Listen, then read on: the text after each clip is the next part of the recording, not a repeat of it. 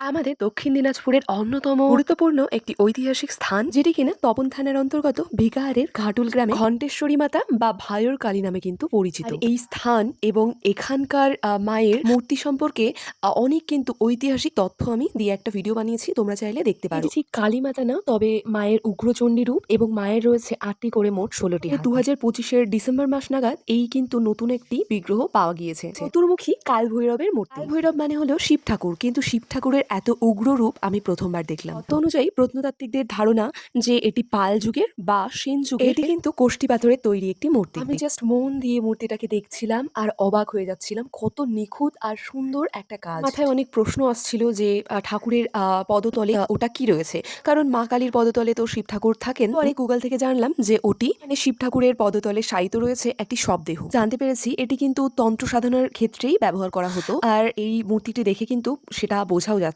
আর তার পাশাপাশি কিন্তু প্রথমে যে মা কালীর মূর্তি দেখালাম সেটিও এবার নতুন পাওয়া গিয়েছে। প্রত্যেক বছরই কিন্তু একটা বিরাট মেলার আয়োজন হয় এখানে, সেখানে কিন্তু বাবা দোকান নিয়ে গিয়েছিল। প্রত্যেকবার যদিও বা আমরা দুপুরবেলায় যাই বাবার জন্য ভাত নিয়ে, তবে এবার বেশ কারণবশত আমরা কিন্তু অনেকটা রাত্রিবেলা সমস্ত তথ্য জানতে পেরে তোমাদের কেমন লাগলো জানিও।